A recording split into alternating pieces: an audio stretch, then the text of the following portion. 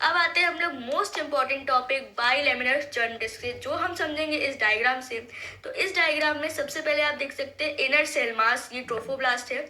Inner cell मास को हम embryoblast भी बोलते हैं। तो इनर सेल मास नीचे की तरफ ब्लास्टोसिस्ट कैविटी, ये कैविटी है, ब्लास्टोसिस्ट कैविटी की तरफ बनाती है एंडोडर्म, और ऊपर की तरफ बनाएगी एक्टोडर्म। यहाँ पे देखो एक्टोडर्म, एंडोडर्म, ये दोनों बनती है इनर सेल मास से, और इसी को हम लोग बोलते हैं बाइलेमिनर जर्म डिस्क।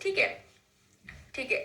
अब देखो ये जो एक्टोडर्म बनी है ना ब्लू ब्लू, ये ऊपर देती है एमनियोजेनिक सेल्स, और नीचे ये बनाती है फ्लोर, मतलब एमनियोटिक कैविटी का जो फ्लोर है वो बनाएगी एक्टोडर्म, और रूफ बनाएगी एमनियोटिक सेल्स। ये जो सेल्स है ना एमनियोन की, ये बनाएगी।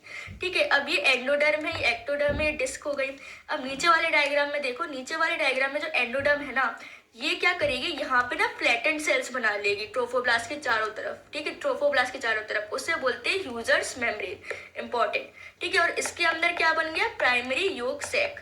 ये प्राइमरी योक सैक है, ये एमनियोटिक कैविटी बन गई। ठीक है, तो डायग्राम आपको समझ में आ गया होगा। अब चलते हैं बाइलेमिनर जर्म डिस्क पे, जो डे 8 पे बनती है। तो inner cell mass converts into hypoblast and epiblast. Hypoblast जो होता है वो क्यूबॉइडल सेल्स का बना होता है, एंडोडर्म कहते हैं उसे, प्रिमिटिव एंडोडर्म। और ये क्या होता है, ब्लास्टोसिस्ट कैविटी की तरफ होता है, मतलब यहाँ पे, मतलब ये जो लेयर है ये हाइपोब्लास्ट है। फिर एपीब्लास्ट पे आते हैं, जिनमें टॉल कॉलमनर सेल्स होते हैं, और ये एम्ब्रियोनिक पोल मतलब यहाँ पे होता है। ठीक है, ये है एक्टोडर्म मतलब एपीब्लास्ट। ठीक है, ये एपीब्लास्ट है, ये हाइपोब्लास्ट है। अच्छा, एम्ब्रियो डिस्क शेप की होती है, और इसमें 2 जर्म लेयर होते हैं, इसलिए इसको कहा है बाइलेमिनर जर्म डिस्क। क्यों कहा है, क्योंकि जो हमारी डिस्क शेप की है, और ये 2 लेयर्स में एपीब्लास्ट और hypoblast, ectoderm and endoderm. Formation of amniotic cavity आपको समझ में आ गया होगा। फ्लोर बना रहा है एपीब्लास्ट, रूफ बना रहा है एमनियोजेनिक सेल्स। ठीक है।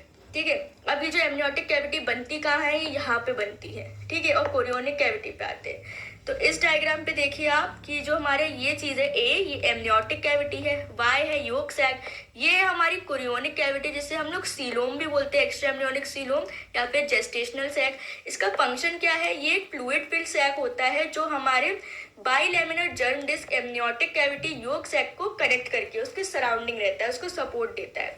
ठीक है, ये ग्रीन क्या है, ये ग्रीन है मेसोडर्म, जिससे हम एक्स्ट्रा एम्ब्रियोनिक मेसोडर्म भी बोलते हैं, एक्स्ट्रा एम्ब्रियोनिक मेसोडर्म। ठीक है। अच्छा, आपने देखा ये सीलोम जो है ना, ये यहाँ पे कवर नहीं करी, मतलब यहाँ पे व्हाइट नहीं है, यहाँ पे ग्रीन वाला पार्ट है, तो इसे बोलते हैं कनेक्टिंग स्टॉक। कनेक्टिंग स्टॉक का फंक्शन होता है कि एमनियन को ट्रोफोब्लास्ट से कनेक्ट कर सके। ध्यान से देखना, एमनियन को ट्रोफोब्लास्ट से कनेक्ट कर सके, the function of connecting stock. ठीक है, ये आप थ्योरी कर लेना, ये डायग्राम आपको समझ में आ जाना चाहिए। ठीक है, थ्योरी में क्या है कि ये बाइलेमिनर जर्म डिस्क योक सैक को सराउंड कर रही है, लेकिन ये उस पार्ट को सराउंड नहीं कर रही है जहाँ पे एमनियोटिक सैक कनेक्ट हो रहा है ट्रोफोब्लास्ट से। ठीक है, ये वाले पार्ट को सराउंड नहीं कर रही, ये वाले पार्ट को। ठीक है। अब